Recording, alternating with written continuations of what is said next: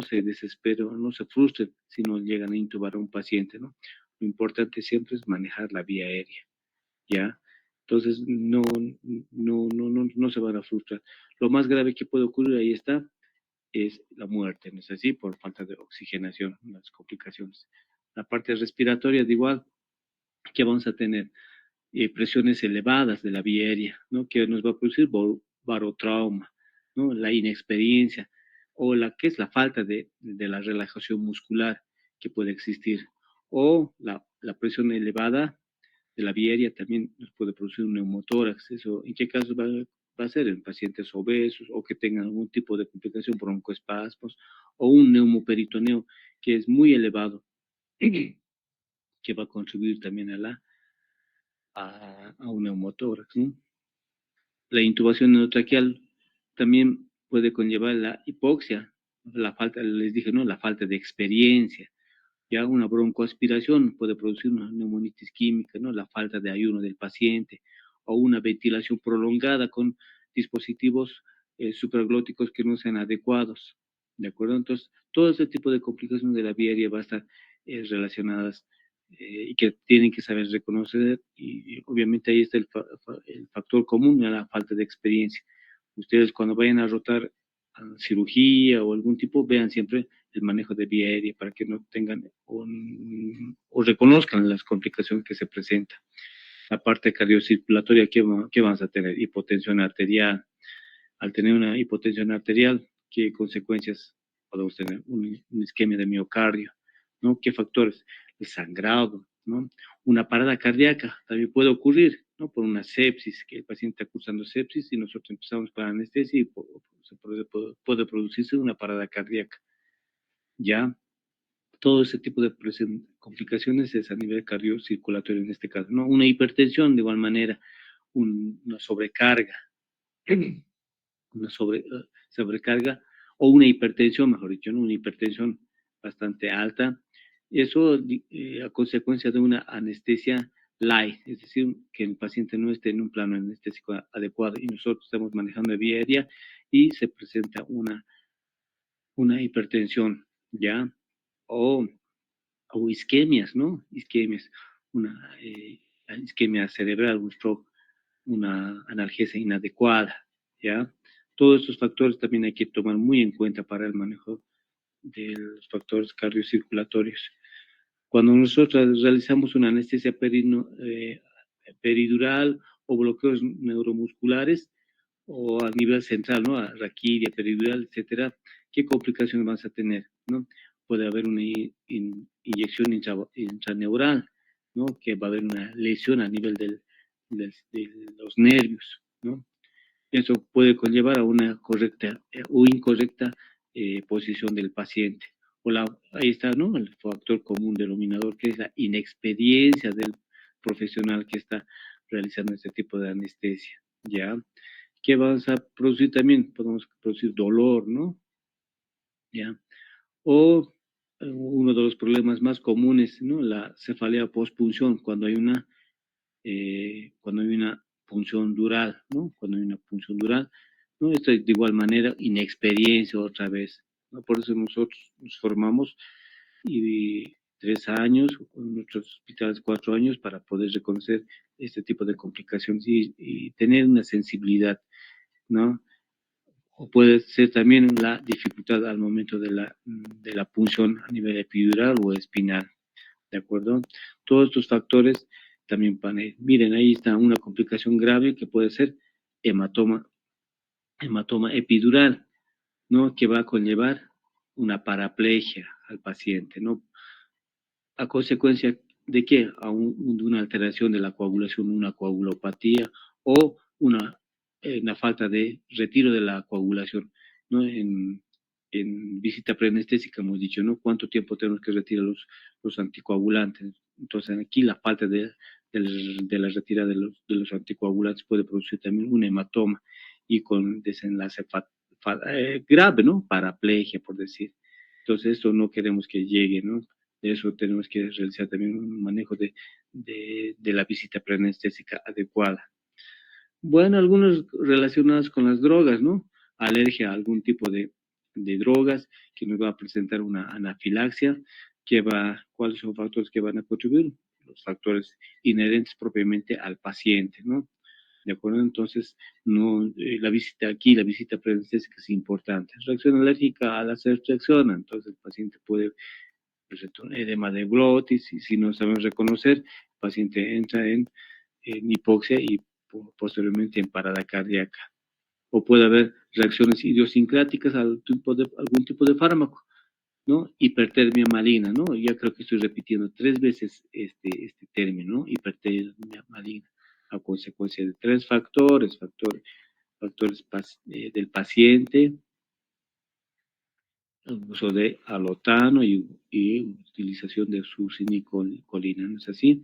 ¿No? La falta de revisión de la historia clínica adecuada, puede ser eso, ¿no? Que hayamos pasado de alto, ¿ya?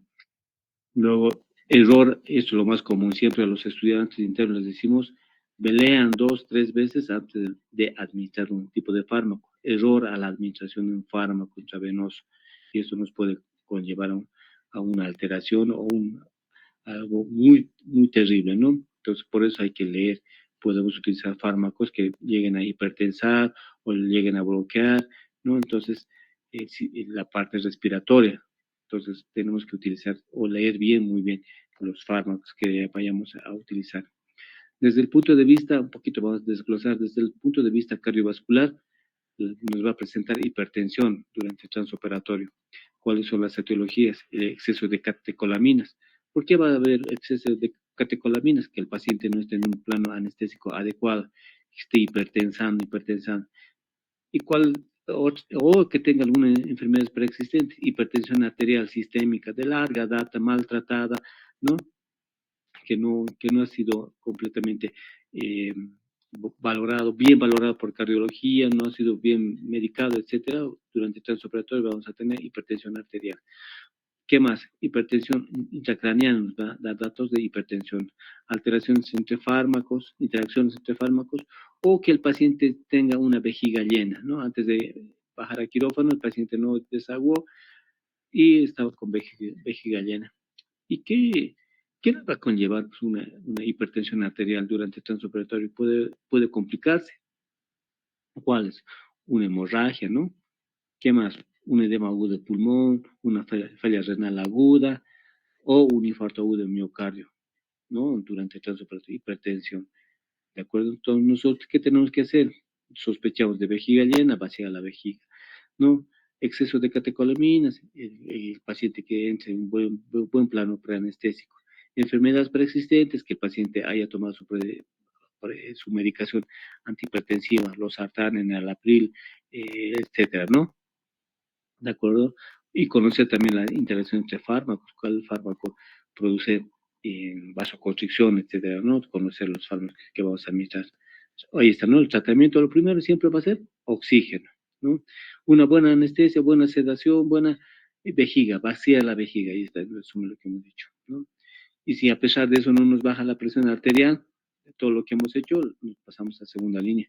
Vamos a utilizar bloqueantes alfa y bloqueantes beta, o utilizar vasodilatadores o bloqueadores de calcio para bajar la presión arterial. ¿De acuerdo? Entonces, todo esto. O lo contrario, hipotensión arterial. Va a haber una contractibilidad disminuida, ¿no? Por los fármacos que estamos administrando. La mayoría de los fármacos va a producir una contractibilidad disminuida. Va a disminuir la contractibilidad. Por decir, el fármaco Propofol, por decir, disminuirá la contractibilidad. Disminución de la resistencia vascular, otro tipo de fármacos, el Propofol, midazolam, etcétera, ¿no? Que nosotros utilizamos. O puede haber bloqueo simpático cuando nosotros realizamos una anestesia espinal o peridural. Ya con mis estudiantes les he mostrado, ¿no? Que baja la presión arterial cuando nosotros administramos un tipo de anestésico local, en este caso espinal, ¿ya? O paciente que esté séptico, más aún que nosotros utilicemos nuestros fármacos que son eh, depresores, peor, ¿no? Puede entrar incluso una parada cardíaca, metabolitos activos, o mira, la reacción alérgica a un tipo de fármaco, ¿qué va a producir? Más hipotensión arterial. o una hipoxemia profunda. Por eso tenemos que monitorizar bien al paciente, que esté con buena saturación pulso de oxígeno, ¿no? En nuestro caso, ¿cuál va a ser la hipotensión? ¿A consecuencia de qué? De un retorno venoso inadecuado, ¿no? Por la hipovolemia que vaya a presentar este tipo de paciente. Aumento de la capacitancia, una presión intratorácica muy elevada, ¿no? Que, que esté impidiendo el retorno venoso. Y en nuestro corazón, obviamente, o el corazón del paciente no está recibiendo, no hay una buena precarga. Un neumotórax o taponamiento, de igual manera puede ir a influir en el llenado, en la precarga. O podemos también tener, en este caso, ¿qué vamos a hacer? El tratamiento. ¿Cuáles van a ser los tratamientos para la hipotensión arterial? Obviamente un buen relleno vascular, utilizar en este caso adrenalina, noradrenalina, dependiendo, ¿no? O bajar la dosis de los anestésicos, ¿no? Para evitar la hipotensión sostenida, ¿no? Bajar. O si no, utilizar fármacos que vayan a aumentar la resistencia vascular sistémica, como ser la adrenalina, noradrenalina, ¿no? A ver, ¿dónde vemos? Aquí, la reacción alérgica, adrenalina, el tratamiento, ¿no? Hipoxemia profunda, dar oxígeno, ¿no? Hipovolemia, soluciones cristaloides, ¿de acuerdo? Presión intratorácica, entonces haremos una toracocentesis, por decir, ¿no? Taponamiento cardíaco se podrá realizar una ventana pericárdica, por decir, hay diferentes formas de tratamiento que nosotros podemos administrarnos así, ¿de acuerdo? Entonces, en sepsis vamos a administrar adrenalina, noradrenalina para aumentar la resistencia vascular. También durante el transoperatorio puede presentar arritmias cardíacas, puede ser una arritmia sinusal, ¿no? ¿Ya? ¿Cuáles van a ser las etiologías de unas arritmias? Podemos tener de tipo a consecuencia de una hipoxemia. Paciente, no hay una buena oxigenación, entonces tenemos que mejorar nuestro volumen minuto, volumen tidal, frecuencia respiratoria, etcétera, ¿no es así? O si no, también puede haber que nuestro paciente tiene enfermedad de nodo, ¿no? O que tenga algún antecedente a infarto agudo de miocardio, ¿ya? Otros fármacos también que van a presentar arritmias, ¿no? Fármacos. O tono vagal, estimulación. En este caso puede ser retracción del peritoneo, por decirlo, ¿ve? Retracción del peritoneo y nos puede presentar. O estimulación del globus carotidio de igual manera, ¿no? Puede presentarnos también bradicardia. El tratamiento, ¿qué será? Hipoxemia, oxígeno, ¿no? Tono vagal, disminuir el tono vagal, ¿no? Fármacos, disminuir o cortar los fármacos, ¿no? Es decir, inotrópicos negativos. ¿Cuál puede ser? El propofol, por ejemplo, un hipnótico que produce también una bradicardia sinusal. Ahí está. Puede haber también durante el transoperatorio bloqueos auriculoventriculares. Ahí está un pequeño esquemita de cómo es el sistema de conducción especializado de nuestro corazón, ¿no? Ahí está el nodo sinoauricular, va al nodo auriculoventricular, entre nodo y nodo se va a ver las fibras internodales, anterior, medio, posterior, luego el auriculoventricular y luego va a haber el haz de G, ¿no? Rama derecha y rama izquierda. Entonces, ¿dónde estará el bloqueo? A este nivel estará el bloqueo, ¿no es así? Y vamos a tener bloqueos de primer grado, segundo grado, tercer grado, ¿no? Como ven ahí, el primer grado vamos a tener siempre presente la onda P seguida de su complejo QRS, ¿no? Onda P, complejo de QRS, ¿no? Pero el intervalo PR, lo normal que es de 120 a 200 milisegundos, en este caso está 260 milisegundos. Entonces hay un bloqueo auriculoventricular de primer grado, pero siempre va con su complejo QRS. En grado 2 vamos a tener MOVIS 1 y MOVIS 2, ¿no? ¿Cómo va a ser la característica del MOVIS 1? El intervalo PR va a estar en forma, va a haber un alargamiento de forma decreciente, como ven acá, decreciente, hasta que en un punto no llega a conducir la onda P, desaparece, ¿no? A ver de nuevo, el intervalo PR está por encima de 200 milisegundos, que esta va creciendo en forma paulatina, que hasta en un punto determinado no llega a conducir. Entonces es el bloqueo MOVIS 1. Y MOVIS 2, el intervalo PR está incrementado por encima de 200 milisegundos, pero esta es en forma constante. Se parece a la primera, pero en este caso ya no llega a conducir. Vean acá, no conduce, ¿no? A ver, repitiendo, el intervalo PR es constante hasta un punto no llega a conducir. Y obviamente el intervalo PR está por encima de 200 milisegundos. Lo normal es hasta 200, ¿no? Entonces sería MOVIS 2. Y el bloqueo grado 3, todos irán por su lado, ¿no? Pues recordemos que el nodo auriculoventricular tendrá un ritmo de 60 a 100 latidos por minuto y auriculoventricular de 40 a 60. Entonces aquí todo va jalando a su ritmo, ¿no? Todo va. Aquí onda P, aquí está una onda P, y aquí está complejo QRS. Entonces todo va a un desorden. Vamos ahora al tratamiento. Grado 1 y MOVIS 1, tratamiento, ¿qué será? Atropina, no olviden, ¿ya? Atropina. MOVIS 2 y grado 3, tratamiento, marcapaso. Ya, eso es el tratamiento, no se olviden. Ahí está. Ahí está el MOVIS, el que es el grado 1. Aquí está. No mayor a 200 milisegundos, grado 1, pero siempre va acompañado. El grado 2 va aumentando crecientemente, paulatinamente, hasta en un punto que no llega a conducir, ¿no? El MOVIS 2, la onda PR, el intervalo PR es por encima de 200 milisegundos, pero es constante. Y hasta en un punto no llega a conducir. Y acá ya les dije, ¿no? Que todos jalan por su lado. No olvidar. La hipoxemia también pueden estar presentes o puede estar presente en una cirugía. ¿Cuáles van a ser las etiologías? Intraoperatorio, un aporte inadecuado de oxígeno, ¿no? Puede haber una desconexión del tubo endotraqueal o desconexión del tubo o de los corrugados, un desequilibrio ventilación y perfusión a consecuencia puede haber un TEP que se haya producido durante el transoperatorio, ¿de acuerdo? Puede haber una reducción de transporte de oxígeno a consecuencia de sangrados, ¿no? Tratamiento.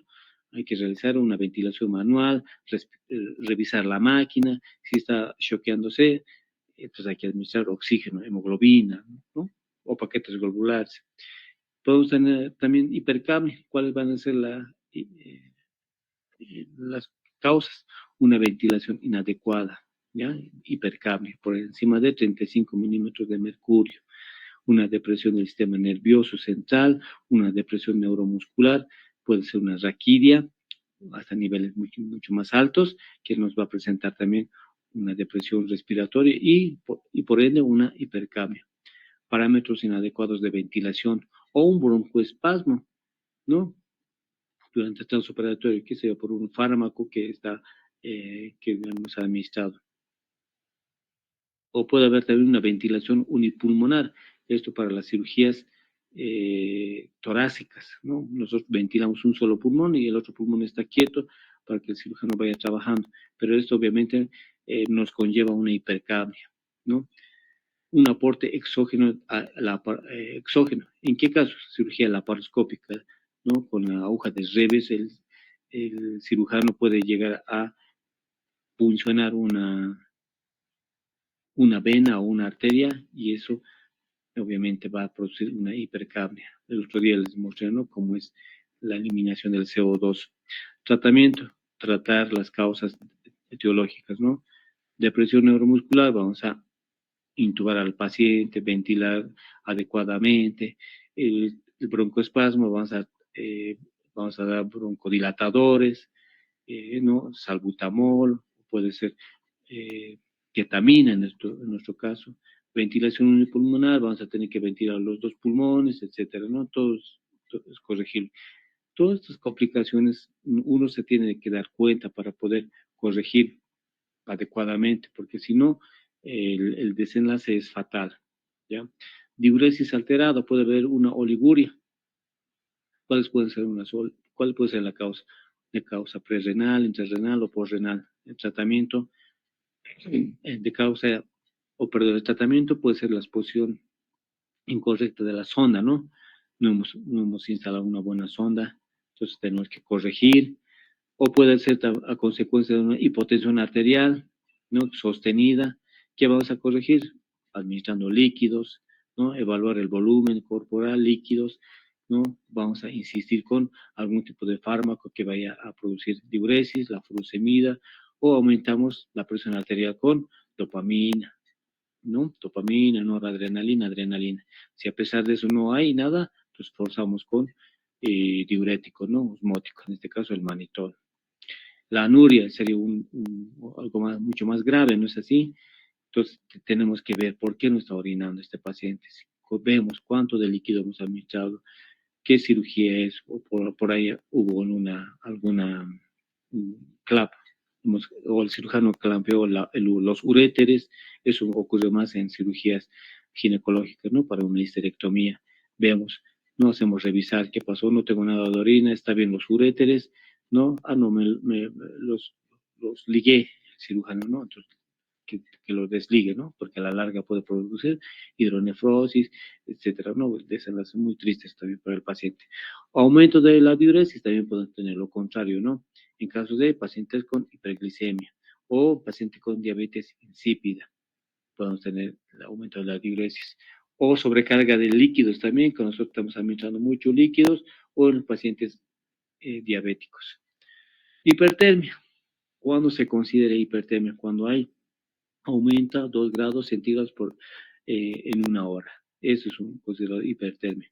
¿Cuáles son las etiologías? Hipertermia maligna. Y el otro día les he hablado cuál es la causa de la hipertermia maligna, ¿no? 3 componentes. En casos de sepsis o hipermetabolismo, ¿no? El otro día yo estaba con hipermetabolismo porque estaba resfriado, ¿no es así? Lesiones del sistema termorregulador, sistema nervioso central, TEC o LOIC, lesión intracerebral ocupada, o que estemos utilizando o que el paciente haya utilizado antes de una cirugía simpaticomiméticos, ¿ya? Por decir la cocaína, algún depresor del sistema nervioso central. Mayormente es con la cocaína. Por eso tenemos que hacer una buena valoración preanestésica. El tratamiento para la hipertermia maligna va a ser el dandroleno. No lo tenemos acá en Bolivia, no se presenta mayormente hipertermia maligna, pero vale la pena recordar. ¿Cuáles van a ser otros? Enfriar, ¿no? Soluciones frías, el ambiente, ¿qué más? Mantas tibias, etcétera, ¿no? Entonces tenemos que utilizar todo eso, porque ¿qué va a pasar? Puede haber saponificación de las proteínas, ¿no? Si mantenemos hipertermia maligna, si no puede llegar a convulsionar. Entonces tenemos que siempre mantener la temperatura ideal, ¿no? O lo contrario, hipotermia maligna, pérdida de calor, ¿no? ¿Cómo perdemos calor? Mediante 3 formas. Creo que el otro día ya les dije, ¿no? Radiación, evaporación, convección y conducción. Radiación, 60%, ¿no? Ya. Evaporación, 25%, sudoración, respiración o las grandes cavidades abiertas. La convección, radiación alejada por aire, lo que les dije, los cruces de aire que hay, ¿no? Y la conducción, transferencia de calor a una superficie fría, o calor en este caso, fría en sí. ¿Quiénes más pierden calor? Los niños son más sensibles. ¿Dónde pierden calor? La cabecita. Por eso los niños, a los recién nacidos o a los niños menos de 6 meses, siempre cubrimos la cabecita, porque es donde más pierde el calor, ¿de acuerdo? O los gerontes son más sensibles a perder calor, los viejitos, ¿ya? Entonces, en esos 2 grupos etarios siempre tengan cuidado, perdón, que, que, que pierden calor, ¿ya? ¿Cuál es, ¿Por qué pierden calor? Por los anestésicos. Los efectos anestésicos, especialmente los anestésicos volátiles, van a ir a actuar a nivel del sistema nervioso central, bloqueando el sistema termorregulador, ¿ya? O también los opioides también van a ir a bloquear el sistema termorregulador, evitando así la vasoconstricción. En este caso va a haber una vasodilatación de esos fármacos y la vasodilatación hace perder calor, ¿ya? O los relajantes musculares de igual manera. ¿Cómo realizamos la prevención y tratamiento? Aumento de la temperatura ambiente. Si el quirófano está muy frío, tendremos que calentar 22, 23 grados. Cubrir con las superficies con mantas tibias, calentar los líquidos, y si vamos a pasar la sangre, de igual manera calentar a baño María, ¿no? Después utilizar uso de circuitos, es decir, eso se refiere más a anestesia, ¿ya? Utilizar más mantas calientes, lámparas, ¿no? Cuando hacemos nosotros cirugías de recién nacidos, utilizamos unas lámparas, ¿no? Unas radiantes, llamamos. Entonces, todo eso utilizamos para evitar la pérdida de calor.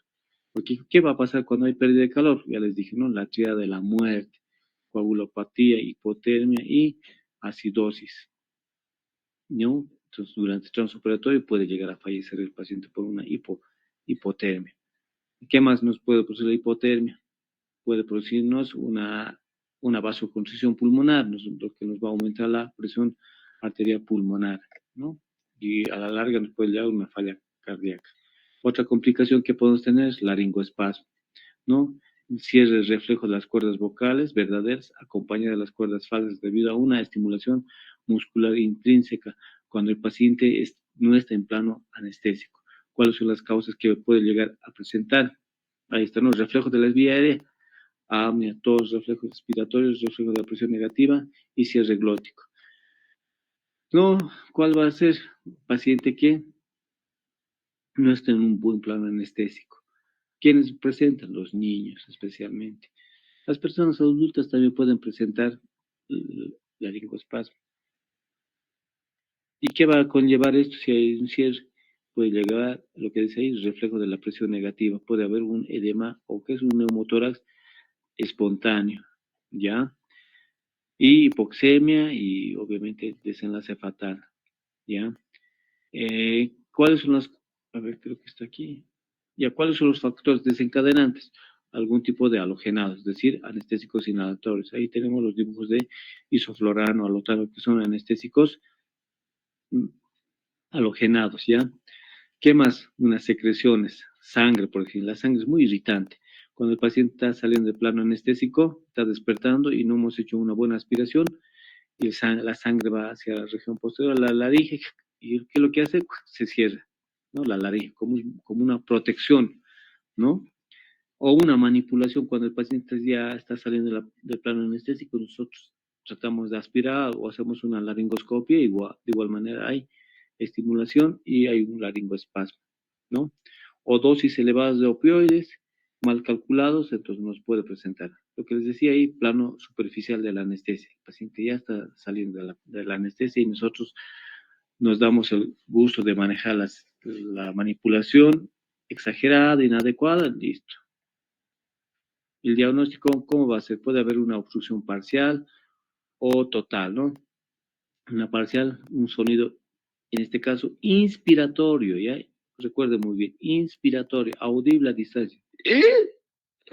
Así, ¿no? Audible. Tironamiento traqueal, la tráquea se mueve, pueden ver ahí en su máxima expresión. Puede haber movimientos paradójicos, ventilatorios, abdominales, tratando de así, ¿no? Ruidos ventilatorios obstruidos total, o si no puede haber edema, ¿no? O en el total ya no habrá ruido, apenas habrá un ruido, apenas porque no pasa aire. Entonces, ¿cómo diagnosticamos? Simplemente que el paciente está cianótico, entra en cianosis, ¿no? ¿Y qué hacemos? Tratamiento. Cuando es incompleto vamos a detener el estímulo, ya no voy a manejar la vía aérea, pues. Removemos removemos el material de la laringe, es decir, la sangre, la saliva o algo. Esto más se presenta en cirugías de otorrinolaringología, ¿no? Porque el cirujano opera y toda esa sangre va hacia la región laringea y hay sangre y estimula, pues, lo que les dije. Ya, lo que vamos a hacer es profundizar la anestesia, hacer dormir al paciente, ¿ya? ¿Qué va a pasar? Se va a relajar el paciente, ¿no? Relaja las cuerdas vocales y entra oxígeno. Nosotros realizamos presión positiva, ¿no? Damos oxígeno y listo. Oxigenamos y sale el paciente. Bueno, en algunos casos es tan severo que ni aún así tenemos que hacer uso de bloqueadores neuromusculares. Por ejemplo, la succinilcolina a 1 miligramos kilogramo de peso, perdón, a 0,1 miligramos kilogramo de peso intravenoso. Administramos y listo. Si no tenemos un acceso venoso, por vía intramuscular. ¿Qué más podemos utilizar? Podemos utilizar lidocaína a 1 a 1,5 miligramos kilogramo de peso, y el paciente ya va a empezar a relajar las cuerdas vocales, y en ese momento sí o sí tenemos que hacer presión positiva, manejo de vía aérea, no se olviden, es el principal, ¿ya? Ahí está lidocaína en spray, 2 miligramos, latencia. Considera, incluso en algunos casos, reintubamos al paciente, ¿no? Reintubamos al paciente. Lo principal es aquí oxigenar al paciente, ¿ya? Presión positiva, lo que les dije, presión positiva, cómo llega a abrir las cuerdas vocales. Bueno, puede haber otra complicación, broncoespasmo, ¿no? Broncoconstricción bronquial a consecuencia de anafilactoides y anafilácticas, transfusión de sangre. Puede haber en cirugías que nosotros estamos transfundiendo sangre, puede presentarse broncoespasmo. O en pacientes fumadores, ¿no? Este es importante en transfusión sanguínea, ¿no? Nosotros transfundimos sangre y está bajo anestesia general, pero no notamos nada, solamente vemos que hay una hipoxemia, escuchamos, auscultamos y hay pues broncoespasmo. ¿Y cómo va a ser el broncoespasmo? Sibilancias, ¿no? Queriendo salir el oxígeno, ¿no? A comparación del laringoespasmo, eh, que, que no puede entrar sangre, en este caso, perdón, aire, en este caso, que no puede salir el aire, ¿no? El oxígeno, es la diferencia, ¿no? Puede haber taquipnea, disnea, aumento de resistencia de la vía aérea. Fármacos que van a contribuir a un broncoespasmo, ¿qué van a hacer también?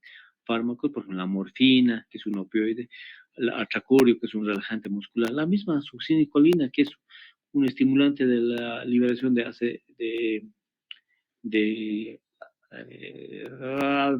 de las células cebadas, ¿no? Que va, histaminas, perdón, histaminas que va a producir un broncoespasmo también, ¿no? ¿De acuerdo? ¿Cuál va a ser el tratamiento? Cortar, obviamente, primero los fármacos que están produciendo este broncoespasmo. El tratamiento va a ser comprobar el tubo endotraqueal, profundizar la anestesia, la ketamina. Mira, la ketamina es un fármaco hipnótico que produce relajación a nivel de los bronquios, ¿ya? Tratamiento médico, agonistas beta, salbutamol, ketamina o la misma adrenalina, ¿no? Entonces podemos utilizar este tipo de fármacos. Otra complicación que vamos a tener son las broncoaspiraciones. Por eso hacíamos mayor realce en el paciente, en la visita preanestésica, las horas de ayuno. Ya tomen muy en cuenta las horas de ayuno, si no vamos a tener este tipo de complicaciones, broncoaspiración. Si el paciente está inconsciente y sabemos que no está con horas de ayuno, administramos o instalamos una sonda nasogástrica y aspiramos todo el contenido gástrico, ¿no es así? ¿De acuerdo? Y nosotros con mayor seguridad vamos a poder intubar al paciente. Y si no está intubado, obviamente va, va, va a correr riesgo. ¿Qué va a producir la broncoaspiración? Neumonitis química, ¿no? Una neumonitis química que puede llevar al paciente a las unidades de terapia intensiva. Y el paciente va a empezar a desaturar, va a empezar a haber hipoxemia, ¿no? Entonces, en ese momento, ¿qué tenemos que hacer? Mandar a terapia, intubado, iniciar la antibiótico-terapia, etcétera, ¿no? Entonces, tenemos que saber todas las horas de ayuno, por eso la gran importancia de evitarse la broncoaspiración, ¿no? Porque si nosotros no reconocemos la broncoaspiración o no vemos, se nos puede ir el paciente, ¿ya? Tenemos que otra vez intubar al paciente y ya, salvaremos. Otro tipo de complicaciones que puede haber, reacciones de anafilaxia. Recordemos los tipos de reacciones de hipersensibilidad según Gelcom, vamos a tener 4 tipos, ¿no? Cito, inmediatas, van a ser la unión de un alérgeno anticuerpo con inmunoglobulina E específica de superficie de mastocitos y basófilos. Esta es la más frecuente en nuestro medio, lo que da nuestro tipo de reacciones alérgicas, incluso en el transoperatorio, no se olvida, ¿ya? La de tipo 1. Y ahí hay las otras de tipo, ¿no? Citotóxicos, inmunocomplejos, mediados por células, las idiopáticas es la tuberculosis, ¿no? ¿Cuáles van a ser que van a presentar las reacciones alérgicas? Por ejemplo, hay un fármaco que es el tiopental, que era un hipnótico, ¿no? Que presentaba reacciones alérgicas. Ya no hay mucho de este tiopental, ¿no? De acuerdo, otro, el cremofol, es decir, el propofol también llega a presentar algún tipo de reacción alérgica. La ketamina en menor grado, ¿no? Activación de mastocitos. Los opioides también liberan histamina a nivel de la piel, ¿ya? ¿De acuerdo? Luego algunos tipos de anestésicos locales, los de tipo ésteres presentan mayormente reacciones alérgicas, ¿no? O ahí está también los rayos X, ¿no? Tipo 4, algún tipo de medios de contraste, ¿no? Medio de contraste que llega a presentar también reacciones alérgicas. ¿Cuál va a ser la clínica? Hemos dicho, ¿no? Anafilaxia, antígeno, anticuerpo guiados por inmunoglobulina E. Anafilactoides, no hay que confundir, ¿no? Las reacciones anafilactoides son reacciones similares, pero no guiadas con inmunoglobulina E. Son completamente diferentes las reacciones anafilácticas con las reacciones anafilactoides. Unos con inmunoglobulina E y las otras no con no inmunoglobulina E. La clínica, ¿cuál va a ser? La urticaria, broncoespasmo, hipotensión arterial, edema, dificultad respiratoria. Justamente hace una semana hemos tenido un pacientito, ¿no? Que presentaba toda esta clínica después de haber administrado un antibiótico, ¿no? El paciente que no podía ni hablar, ¿no? Pronunciar, porque ya había un edema de glotis. ¿No? Lo que nosotros hemos hecho es profundizar la anestesia, tratamiento. Obviamente hemos suspendido el fármaco, hemos administrado oxígeno a presión positiva, hemos estado hipotensando. ¿Qué hemos hecho? Hemos expandido volumen con lactato. En ese momento nos hemos cargado, bueno, la colega ya le había administrado corticoide, hidrocortisona, dexametasona, ¿no? Pero ahí llegamos, ¿qué pasó? Ya hemos administrado adrenalina, uno en 10.000, hemos administrado la adrenalina 1 ml, lento, y inmediatamente pasó, ¿no? Los efectos de hipotensión, broncoespasmo, etcétera, ¿no? Y luego administramos antihistamínicos también a nuestro paciente, ¿ya? Ahí está la presentación clínica, puede ser al momento de la inducción en el transoperatorio o después de que el paciente ya está saliendo de la anestesia. Todo este evento tenemos que tener cuidado. Al momento de la inducción, antes de hacer dormir al paciente, ahí están los agentes intravenosos que hemos dicho, el propofol, el tiopental, etcétera, ¿no? O algunos relajantes musculares, que puede ser ahí el atracurio, la succinilcolina. En el transoperatorio, de igual manera, los opioides o algún tipo de AINES, ¿no? El paracetamol, no tanto el paracetamol es un medicamento muy noble, ya, o anestésicos locales, por ejemplo, de tipo ésteres, ¿no? Que ya no los manejamos ahora, manejamos más de tipo amidas. ¿Qué más? Algún medio, algún medio de contraste que hemos dicho, ¿no? Durante el transoperatorio del cirujano, quiero administrar medio de contraste, ya administra y se nos presenta la reacción alérgica, ¿no? Intraoperatorio, ¿no? ¿Cómo vamos a darnos cuenta del intraoperatorio? El paciente no nos dice, no puedo respirar nada, sino es como hipotensión nada más, taquicardia, ¿ya? Entonces, así nos damos cuenta. Luego, algunos antisépticos, la clorexidina o guantes. Cuando el paciente está saliendo de la anestesia, igual está, ¿no? AINES también. O algunos tipos de agentes reversores, la neostigmina, la atropina también puede llegar especialmente la neostigmina puede llegar a presentar reacciones alérgicas, ¿ya? Eh, lo que les dije, ¿no? El principal tratamiento va a ser la adrenalina, ¿no? Incluso estas guías ya nos dicen, ¿no? Okay, ¿no? Y nos dice que es de primera línea tendría que ser, ¿de acuerdo? Si no tenemos un acceso venoso intramuscular, ¿ya? La segunda línea estará pues, algunos antihistamínicos para revertirla o para evitar que se forme más histamina por las células cebadas, ¿no? No se ha encontrado suficiente evidencia que permite hacer recomendaciones, ¿no? Pero de primera línea, o algún tipo de corticoides, porque la colega con la que trabajábamos le administró primera línea corticoides, ¿no? Seguro ella, ¿no? Le administró corticoides, obviamente no ha revertido corticoides, ¿no? Entonces lo que hicimos nosotros es adrenalina, les dije, ¿no? No es de primera línea los corticoides, ¿de acuerdo? No, no va a ser de primera línea, siempre vamos a administrar adrenalina, ¿ya? Siempre tengan adrenalina.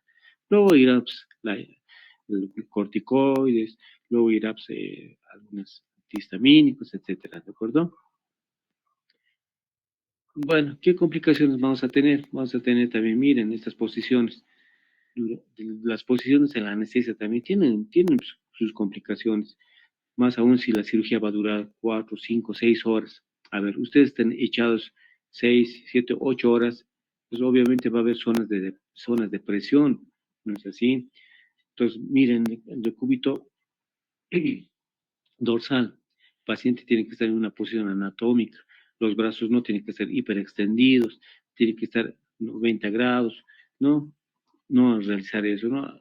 Y ver las zonas de presión, codos, hombros, ¿no? Para que no tengamos las úlceras de presión que en el futuro se pueden presentar, ¿ya? Especialmente los brazos que no tienen que estar en extensión, ¿ya? Porque si no nos vamos a dañar o lastimar el plexo braquial, ¿ya? Entonces siempre a considerar eso. No diga, el paciente está echado y listo, no, no, ¿ya? Esta posición de cúbito ventral de igual manera, ¿no? Si es el varón, hay que cuidar el testículo, por decir, ¿no? Si es mujer, las mamas tendríamos que cuidar. Ahí está apoyando los codos también. Las rodillas, de igual manera, las rodillas. Entonces, hay unos aspectos que se tienen, o algunos aspectos que tienen que tener cuidado, ¿no? Las zonas de presión, las rodillas, el testículo, las mamas, etcétera, ¿no? Cuidar esas zonas de presión, si nos pueden eh, complicarse, ¿no? Las posiciones de igual manera.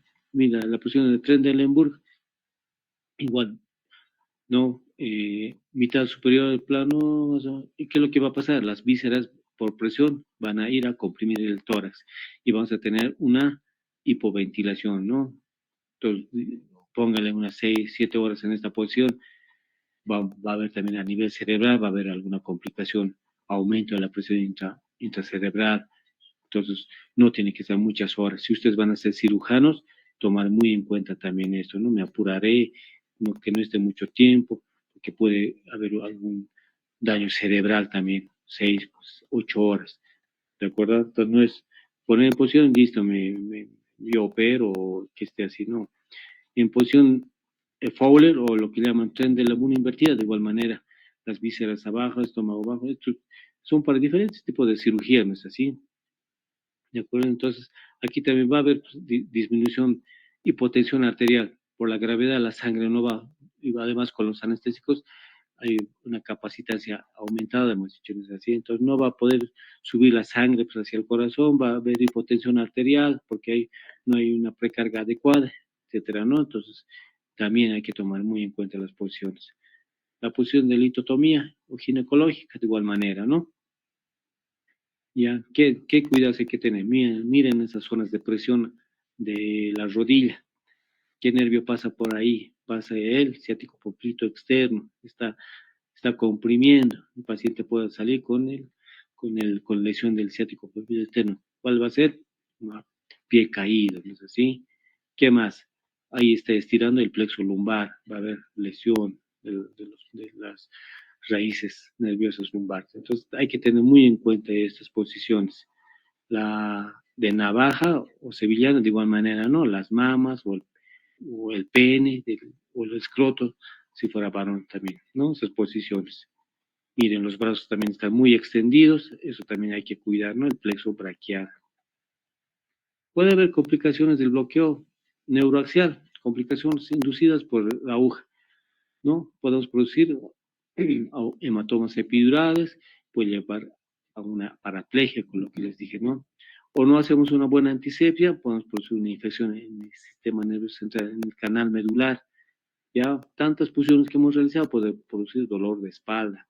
O lo que lo que llaman eso, ¿no? Cefalea postpunción, ¿no? Que es un dolor de cabeza tanto del paciente como del anestesiólogo, ¿no? Porque el paciente le busca, le llama cada rato. Pues ambos tienen cefalea, ¿no? O una mala técnica puede presentar también neumoencéfalo, embolia gaseosa. O el peor de los casos, miren, en esta diapositiva vemos cómo está instalando un catéter peridural. Y este catéter peridural se puede romper en el espacio epidural y eso obviamente es una emergencia, ¿no? A la larga puede producir una sepsis o infección en sitio y listo, hay que hacer una laminectomía de urgencia, ¿no? Ahí como ven, miren, está instalado catéter peridural, administramos contraste y se llena completamente. Ahí está el catéter roto, no hay que sacar este catéter mediante cirugía de columna.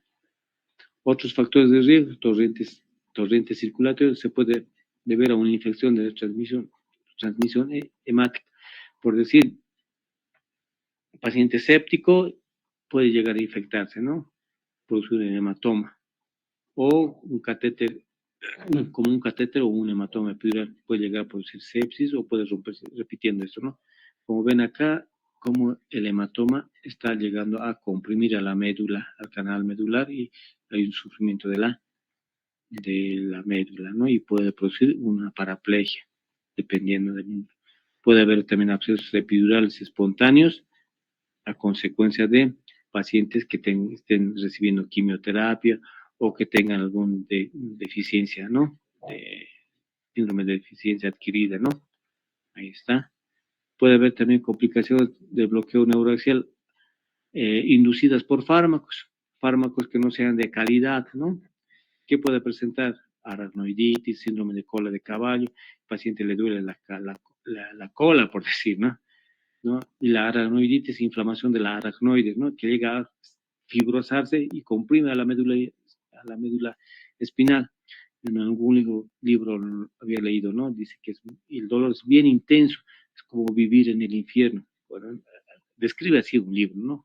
Pero no sé si esa persona ha vivido en el infierno para poder escribir de esa manera, ¿no? Es como vivir en el infierno, el dolor. Está escrito en un libro que había repasado hace años. Nunca me olvido ese libro. Toxicidad sistémica, ¿no? La falta de cálculo de dosis, que nosotros hayamos calculado demasiado y puede presentar pues, convulsiones. ¿Por qué? A consecuencia de una toxicidad sistémica. Una anestesia raquídea total. La anestesia raquídea puede ir hasta el cerebro, producir como una anestesia general. ¿Qué hacemos? Intubamos al paciente. Inyección subdural, que no es subdural, obviamente a ese nivel no se administra anestésico, pero puede ocurrir, ¿no? Se puede complicar. ¿Por qué? Porque el paciente se movió o no hemos calculado la distancia, etcétera, ¿no?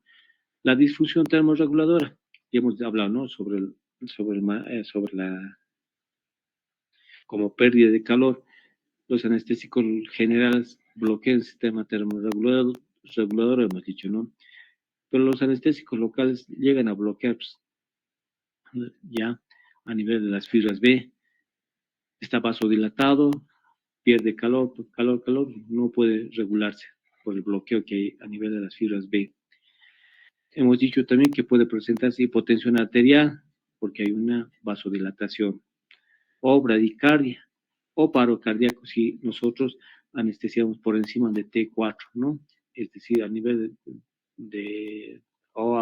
cuando realizamos una anestesia espinal o epidural y sobrepasamos al nivel de T4, por encima de T4, T3, por decir, T2, el paciente puede entrar en bradicardia y paro cardíaco, porque a ese nivel están los nervios cardioaceleradores, ¿no? Ahí está la aracnoiditis, como vivir en el infierno, no se olviden. Puede haber complicaciones del bloqueo periférico, ¿no? Ahí está realizando complicaciones por la aguja, ahí está realizando un bloqueo infraclavicular, ¿no es así? Podemos tener lesiones tisulares, podemos producir hematomas, lesión vascular, o si no, sin darnos cuenta, hemos puncionado el plexo braquial, ahí está un nervio produciendo dolor y lesión, ¿no? ¿No? Complicaciones inducidas por fármacos, de igual manera, ¿no? Dosis inadecuada de cálculo, toxicidad anestésica o reacciones alérgicas, ¿no? O por bloqueos de otros nervios que nosotros no hayamos previsto. Entonces, todo esto Todas estas complicaciones están presentes en un transoperatorio que hay que saber reconocer y para poder actuar. Si nosotros no reconocemos, no vamos a poder actuar y el paciente va a entrar en un desenlace fatal. Lo importante en todo procedimiento que hagan, incluso un sondaje vesical, ustedes, ¿no?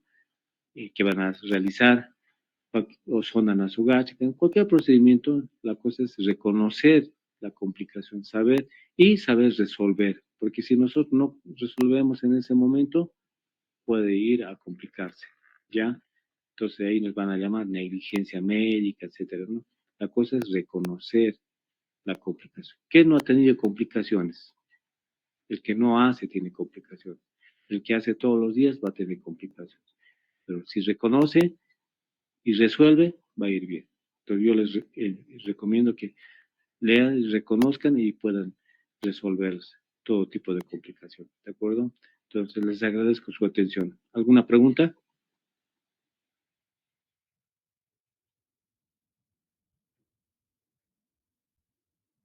Bueno, ninguna.